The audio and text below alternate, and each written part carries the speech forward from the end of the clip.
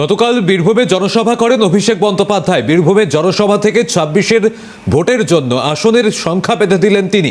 ২৫০ আসনে তৃণমূলকে জেতাতে হবে, গণতান্ত্রিকভাবে বীরভূমকে ১১-০ করতে হবে, বাংলা বিরোধীদের বিরুদ্ধে এফআইআর করতে হবে, মন্তব্য অভিষেক বন্দ্যোপাধ্যায়। কালকে দেখলাম কেষ্টদা বলেছে মাকে বলে এসছি ২৩০টা আসন দিতে হবে। আমি তো আজকে ২০টা আরো বাড়িয়ে বলবো।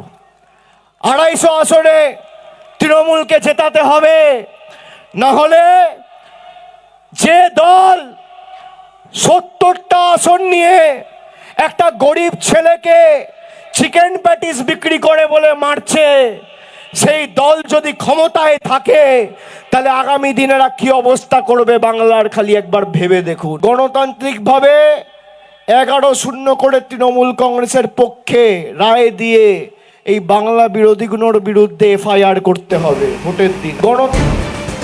আর গতকাল অভিষেক বন্দ্যোপাধ্যায়ের এই মন্তব্যের পাল্টা আমরা কথা বলেছিলাম বিজেপি নেতা দিলীপ ঘোষ, তার প্রতিক্রিয়া পেয়েছি। পাশাপাশি আমরা যোগাযোগ করেছিলাম বিজেপি নেতা সজল ঘোষের সঙ্গে, তারা কি বলেছেন শোনাবো।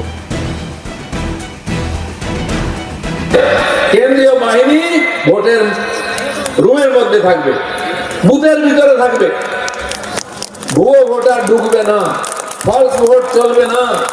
আমি যখন বলতে আরম্ভ করেছি, দু একজন মাস্টার মশাই ফোন করেছেন, আপনি ঠিক বলেছেন, বুথের মধ্যে সেন্ট্রাল ফোর্স রাখুন, নাহলে আমাদের কানের কাছে বন্দুক ঠেকিয়ে বলে 50টা ছাপ্পা মোট মারবো। মাস্টার মশাই নড়বেন না, কিন্তু চলে গেলে বাবা বলার সময় পাবেন না। আর কি আছে, ওনার মনে হয় মানসিক স্থিতি কোনো সমস্যা হয়েছে, মানে স্থিতিশীল নয় মানসিক অবস্থা।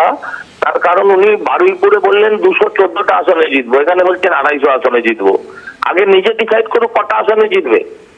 একটা রাজনৈতিক দল, আমরা কখনো বলেছি আপনি বার ২০০ পার হয়নি, কখনো মমতাদি বলেছেন ৪২-এ ৪২, কিন্তু এ তো দেখছি সোমবার এক কথা বলে, বুধবার আর এক কথা বলে। এরকম কথা বললে কি করে খেলবো আমরা? এরকম কথা বললে তো খেলা যাবে না। আসলে ওরা শূন্যই হবে পশ্চিমবঙ্গে, আর কিছু মাসের মধ্যে পশ্চিমবঙ্গটা তৃণমূল শূন্য হবে, এই বিষয়ে নিশ্চিত থাকুন।